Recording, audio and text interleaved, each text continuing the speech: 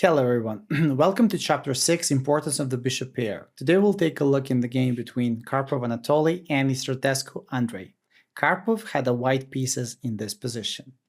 First of all, as we can see here, we have a bishop pair, queens on the board, but bishop pair against the knight pair. So here, the very important thing is what's the white next move. So here, please stop the video here and try to find the best move for white in this position, or I can say the best plan for white, how to play this position for advantage. Thank you so much for your time. I hope you find the right move for white. In this position, white understood that this position is kind of like open one. So the maximum white can get from here, from this position, is if the queens are not on the board. And here white played a perfectly nice move, queen to e2. After the move queen e2, white plan is pretty simple.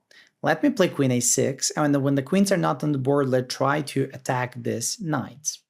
After the move queen to e2, there is nothing for black to do except to play a move king f8. Black is saying, okay, at least if the endgame will be on the board, black wants to activate the king as much as possible. White play queen a6, idea is still there, trade, and now king to e7.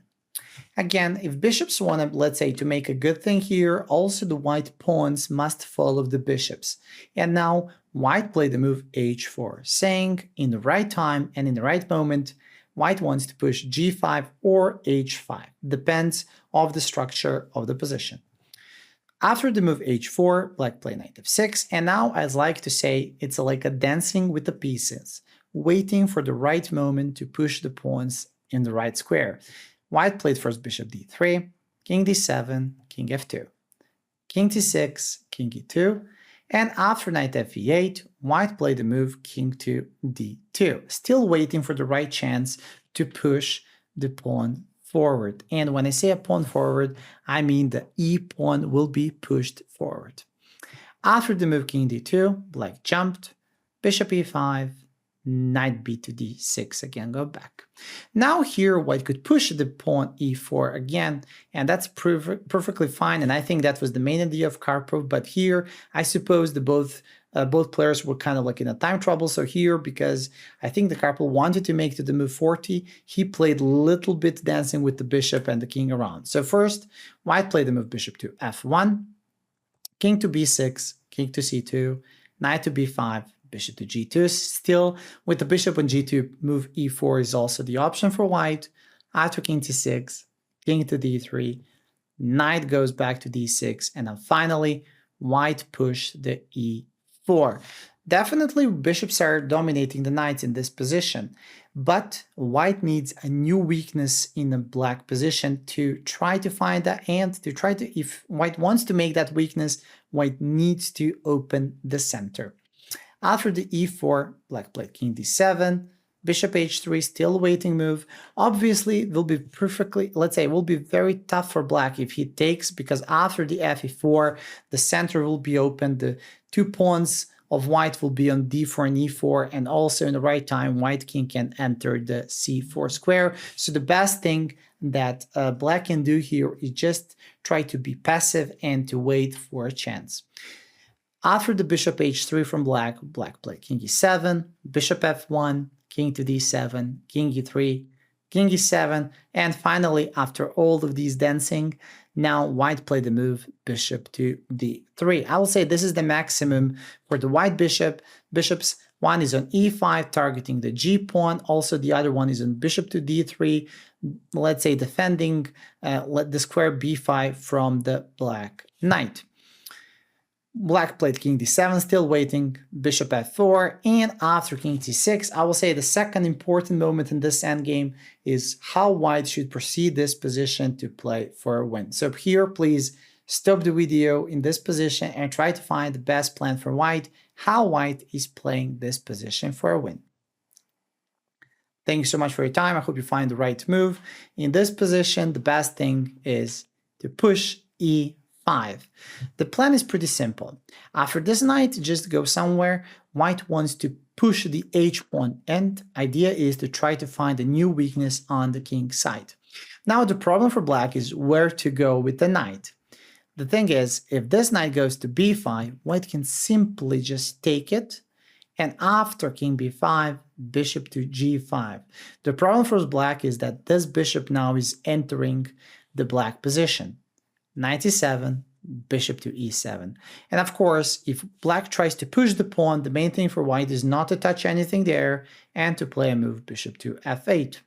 After a couple of moves, now white king can enter, and after h5, just a beautiful way is after the move king to b5, the white is just winning with the move bishop to g7. The problem for black is black can't stop after knight g7, the h pawn will become a queen.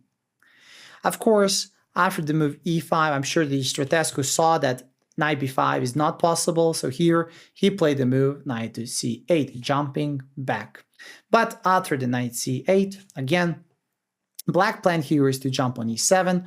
Karpov saw that, and here he played bishop to g5, taking away the square e7 from the black knight. After the bishop g5, white jumped on b6, but now, again, bishop is entering the black position. Main plan for white is to stop, let's say, any counterplay with the pawn, because now the b4 pawn is hanging, and also white wants to put the bishop on f8 to target the g7 pawn.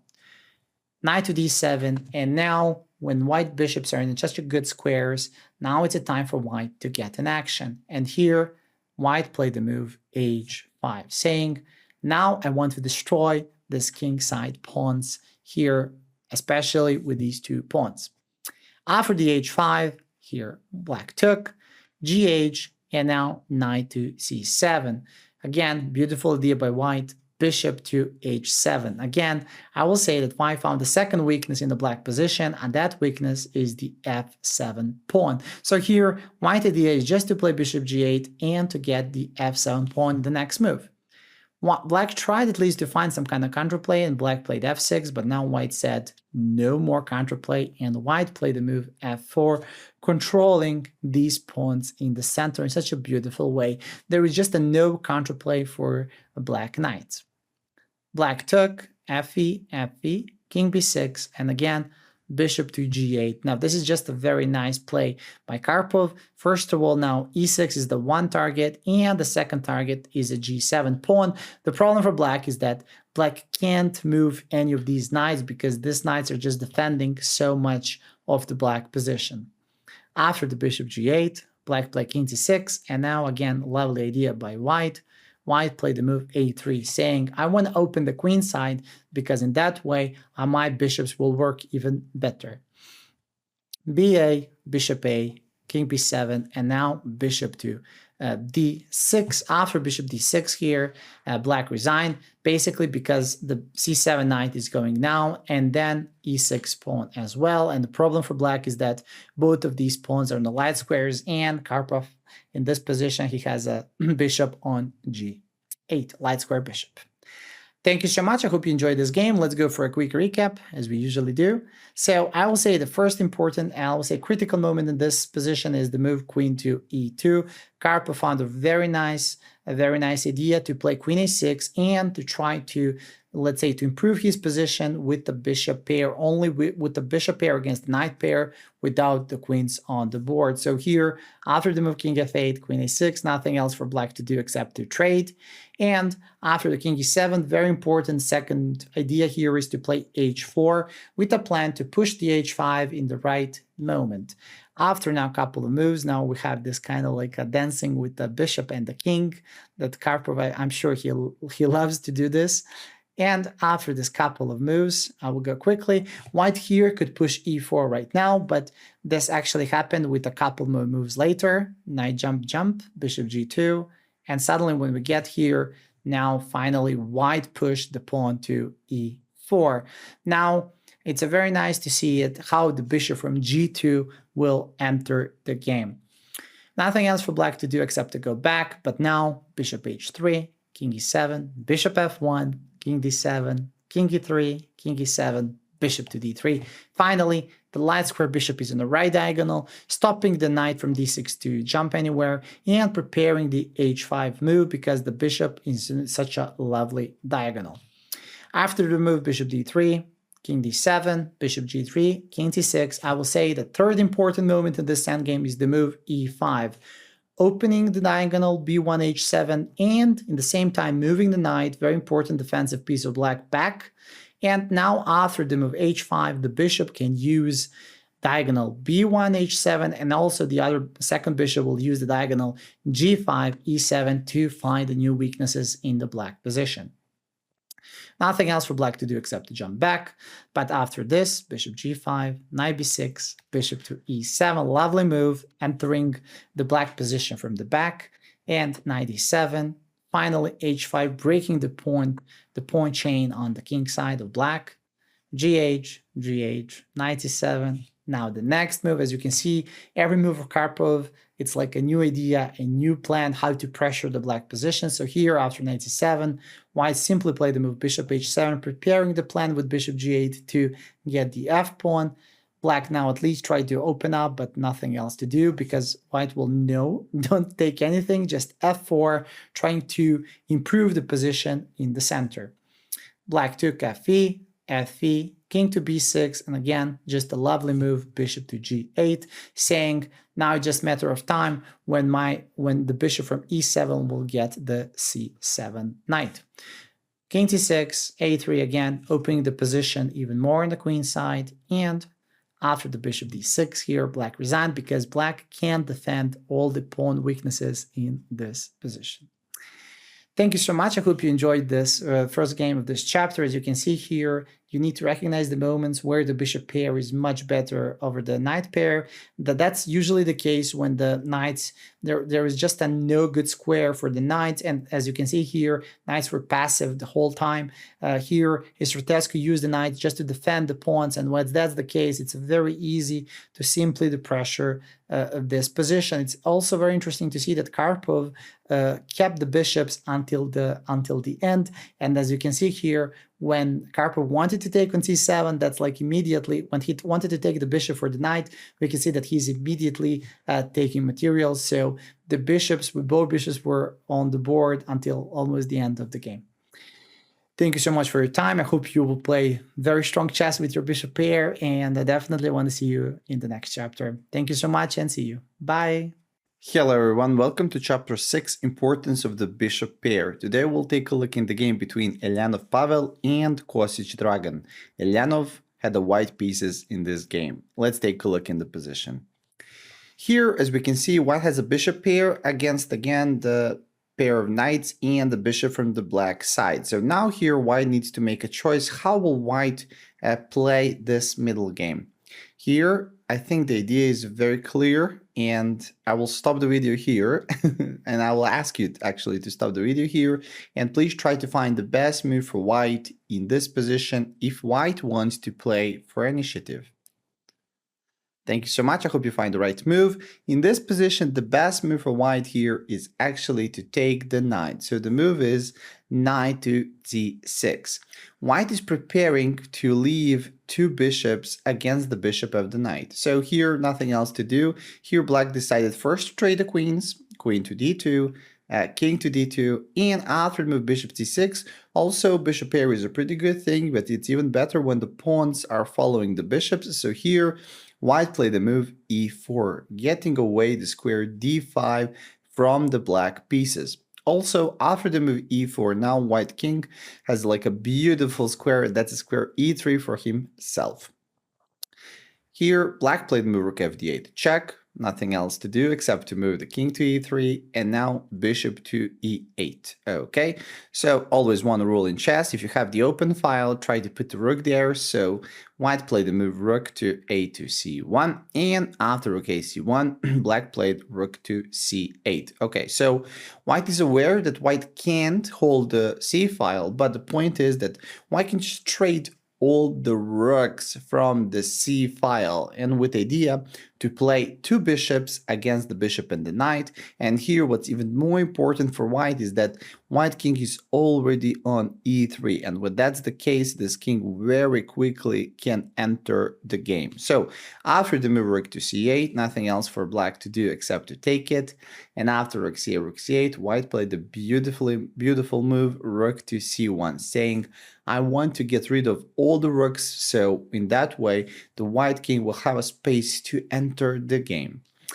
After this, again another trade. Here black played in the bishop c6, and after king d4, black played the move knight to d7. And again, this looks like a fortress, so white king can enter the squares c5 and the e5. But then the point is that black knight will be passive in this position.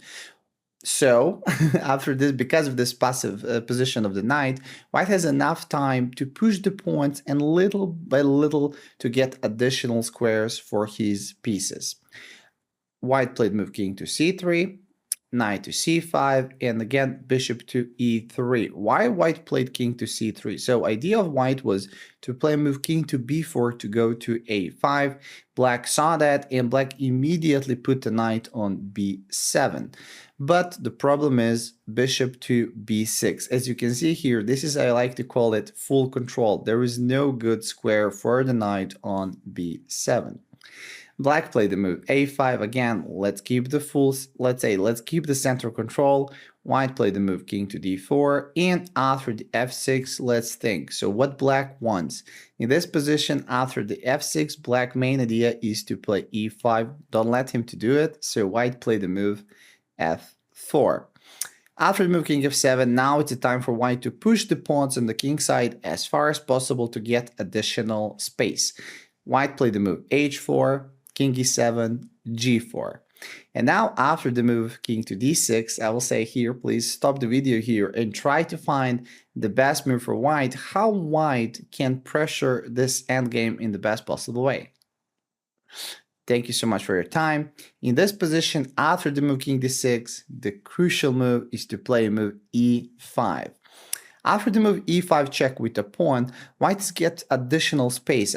When I say that, I especially mean that here the square of d6 will be taken from the black pieces. So after the fe, and now when the king goes, first of all, there is no more square d6 for the knight, there is no more square d6 for the king, and white additionally opened the diagonal for his bishop. When I mean that, diagonal d3 h7, or if I want to be precise, b1 h7 diagonal. So after the bishop to d3, the problem is that now white found the second weakness in the black position. This is kind of like a key point of two weaknesses in this type of the endgames. We can say the first weakness is the a5 pawn and very passive knight on b7, but the second weakness is this h7 pawn on the king side. So after the move bishop to d3, black played the move g6, but white is saying no. I want to find the second weakness, and white played the move h5, trying to get to the h7 pawn. Nothing else for black to do except to take gh, h6. And now I like to call it, this is kind of like a dancing with the bishops. White will dance until the white needs to find the right squares for his bishops, because black very quickly will be in the Zugzwang position. So we can say that black will lose all the moves. So bishop e2 first, let's move the bishop, king to f7, king to c3. White is saying, I still want to keep the king close to the queen side, but in the meantime, I want also to play move bishop e3 to target this new weakness on the king side. So here, black played move king g7, bishop to d3, king to f7, and again, very nice move now from white. White is saying, okay, I want to move the bishop, but still, I don't want to let you to come to the square c5. So in this position, white played the move b4, taking full control over the queen side. So here, white played the move a4, and now finally, bishop to e3 in this position. Here, now the h6 pawn is becoming a real target. Nothing else for black to do except to go king g7, and now king to d4. You will see how the pieces of white are all grouping up. So now the king on d4 is such a nice piece, saying that this knight can't move anywhere because the white king will enter the c5 square. bishop e8, moving the bishop, bishop e2. Now couple of moves. As you can see, interesting point is that in this type of position, especially after king h7, this bishop can't be moved anywhere because the bishop f3 will go and the knight will be attacked. This knight on b7 can't go anywhere because if that happened, the king will enter on the c5. And very soon the king on h7 will lose the moves because the bishop is attacking the h6 pawn. Just a lovely position for white. And as you can see, it's very difficult to find additional moves for black. So here, bishop f1, king to g7, and now white played the move bishop to d3. Finally, we get the Zugzwang. As we can see, there is no good square for the king. This knight can't go anywhere, and also if this bishop is going to move, bishop e4 is going to happen immediately. So here, black played bishop e8, bishop e4 from the white. Now the knight is under attack. So, and with that, king c5 is coming. So nothing else for black to do except to move, but now king to c5. Yes, white will lose the h pawn, but in the meantime, white will get much more. So here, after the king to b5, this b pawn is going to be queened. Black tried to play h5, but again, bishop to g5, attacking the knight, and after move knight f7, just one more check, bishop f6, and here black resigned. Why? Because with the bishop on f6, this pawn is, well, let's say completely controlled, and the white pawn can easily be pushed, and black pieces can't stop him. Thank you so much. I hope you enjoyed in this, I will say, bishop pair endgame. Let's go for a quick recap as we usually do. So here white, I will say white understood what will happen in the later stages of the game. So 96 is just beautiful move saying, I want to play the bishop endgame that will come. So very nice plan, first of all, planned by white. So after 96, queen trade, e4. Again, the pawn structure is very important to follow the pawns. So pawns must follow the bishops in this position. So after the move e4, white is saying you will not use the square d5 in this type of the game. So black play rook fd8, king to e3, bishop to e8, rook to ac1. Again, one of the main rules, if you have the rook and you have the open file, go with the rooks on the open file. So here, rook to c8, trade, rook to c1. White is saying, okay, I can't handle the heat on the c file, but what I can do is I can trade all the rooks and then I can play with my king toward the center of the board. So here, I think that already this position is lost for black. Just white technique is here, just beautiful. So bishop to c6, king d4, knight d7. This is kind of like a first little fortress by black, but white played king c3. White idea again is to play king b4, king a5. Black again played knight c5, bishop e3, knight b7, but the problem is that black pieces in this type of endgame are very passive, so white here can slowly improve his position. How we do this? By pushing the pawns on the king side, trying to find a new weakness in the black position, and that's actually what happened. Obviously here white first played bishop e6 just to get a full control over the knight, and after the a5, king to d4, f6, f4. Also, I like to say it, we are always looking what our opponent is doing. So here we want to prevent, especially here we want to prevent the move e5. So f4, just a lovely move.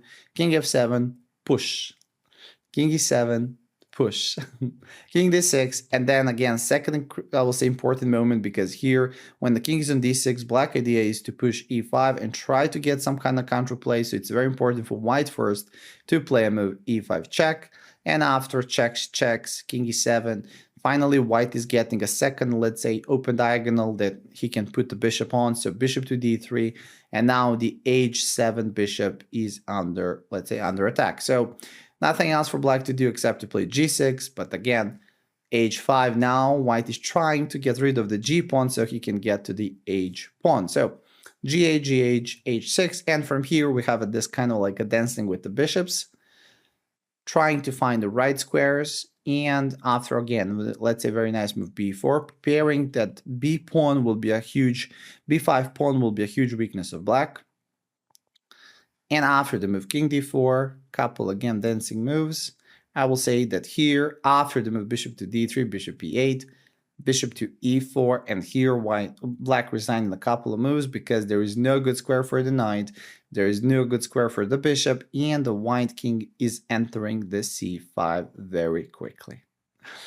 Thank you so much. I hope you enjoyed this endgame. So as you can see here, it's very important to, when you have a bishop pair, you need to play slowly. Like you need to use, let's say, the whole space that you have for your bishops, and you need to be very patient, trying to find the new weaknesses in the black position. So let's say step by step, try to control the position, try to control your opponent knight if you have it, because here you can see that knight on b7 in this position was very passive the whole time. So white was controlling the whole position all the time. So just a beautiful win without a glimpse of counterplay for the black the whole time. So thank you so much. I hope you enjoyed this game, and I definitely hope to see you in the next chapter. Thank you so much. Bye. Hello everyone, welcome to chapter 6, Importance of the Bishop Pair. Today we'll take a look in the game between Ems John and Ashton Adam. Let's take a look in the game on the board. After the move knight e6 here, the black king on e7 is in, let's say, under check. So here now, black needs to make a choice, to take the knight or to move the king. So here first, please stop the video and tell me what will you do here as black in this position. Thank you so much for your time. So let's take a look. Here, first thing first, it's a very hard decision, but the best thing is to move the king. But the question is where? The key move for the king is to go to f6 square, the only square that will stop all the white threats. First of all, the move bishop c6 here is not the good move. The reason is white will simply take it, and after the move like h5, bishop to d5, the problem is that in this position, white has a bishop pair and the c pass pawn. That's a huge advantage for white, and in a couple of next moves, white can very simply play this endgame for the win. So bishop c6 here, it's not the answer. But again, what happened in the game was also not the right answer. Here, black played the move king to f7. And I will say that after the move king f7, black missed a very nice reply by white. So here, the second important moment, so please stop the video and try to find the best move for white in this position. Thank you so much. The key move for white in this position is to play knight takes, or let's say not take yet, but knight jumps to e5 check.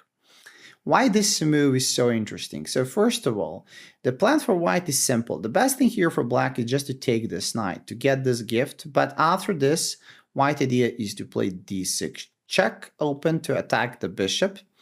And after the move knight e4, white must takes dt7. We are getting a very strange opposite color bishops, but like here the c7 pawn is already here, and I will say that white is better here. Of course, black has some chances for a draw, but this is the best shot for white if white wants to play this endgame for a win.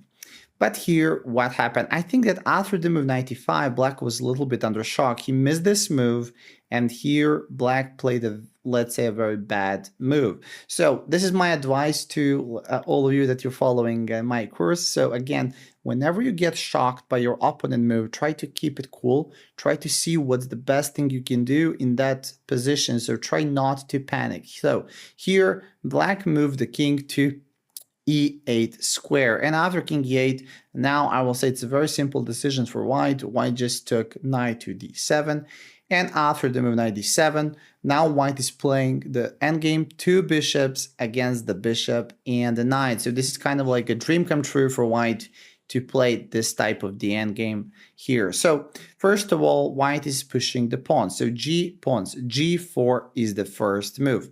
Idea of white is try to push as far as possible. You will see what happened. Black played move king f7, and again, very nice pawn move by white. White played the move g5. Saying is, these two pawns will never be moved again, and also white idea is to take away the square f6 from the knight and also take square f6 from the king. Nothing else to do except for black to offer the trade, so bishop b6, and I will say again, third important moment at this endgame. So here, please stop the video and try to find what will you play here as white. Thank you so much for your time. In this type of position is a key for white to keep the bishops on the board. Why? Already this knight on d7 is pretty passive, so it's a very good to keep more pieces on the board. As we can see here, white has more space. Why he has more space? Because the white pawns are very far away. So here, the key move is bishop to d2, preparing to attack the knight on d7 with the next plan. Black played bishop f2 and now bishop d1. White is trying to activate bishop from the g4 to get to the square e6.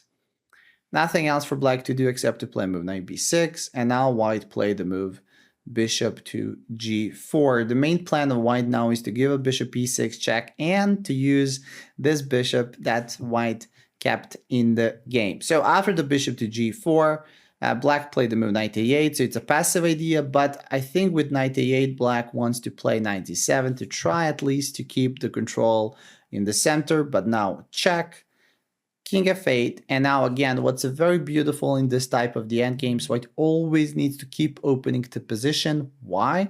Because that's the way how you're finding a new weaknesses in the black position here. So here, white played the move f5. Let's open up as much as possible so white can get the h7 weakness here. So after gf, bishop f, king to g7. Again, now white played the move bishop to f4. This is not the only weakness white wants. There is a second one, and that second one is a d6 pawn.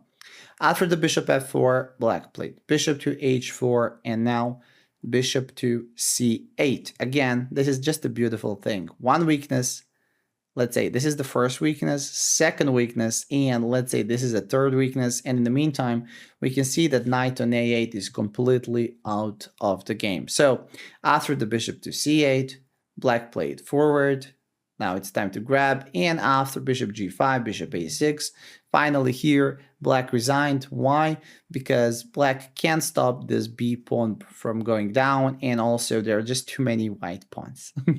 I hope you enjoyed this endgame, and let's go for the quick recap from the start of this position. So definitely after 96, here black missed his best chance, that was to play move king f6, and with the move king f6, I will say that black has a very nice chances to make a draw here, but instead he played king f7. I think that here, black completely missed this idea with 95, but again, this was a chance to get the knight and to play this type of the opposite color bishop endgame. Very complicated situation, but probably white is slightly better because the c pawn is already on the, let's say, on the c7 square. But what happened is black here played king e8, and with the move king e8, white had, let's say, white had a very clear plan to just trade knight for the bishop, and after knight to d7, now we have two bishops against the bishop and the knight. So here, white first kept the progress on the king side, pushing his pawns, g4, king f7, and again, g5. Very nice move, g5, getting away the square f6 from the black pieces and preparing the move f5 in the right moment. For me, it's very important to say that after the bishop b6, these are kind of like key moments in this type of the endgame, because white needs to understand that we need a bishop pair and he needs a bishop pair here. So in this type, white needs to move the bishop back to d2, what actually happened, saying, I want to still use the bishops to hunt. I don't want to trade bishop for the bishop because this knight on d7 is already pretty passive. Bishop to f2, and now beautiful maneuver, bishop to d1. Let's use this bishop, light square bishop to get to the e6 square. Nothing else to jump, bishop to g4, knight to a8, check here, f5. Again, whenever you have the pawns, let's just break the pawn chain, and after a couple of moves, white just found enough weaknesses in the black position, and black resigned pretty quickly.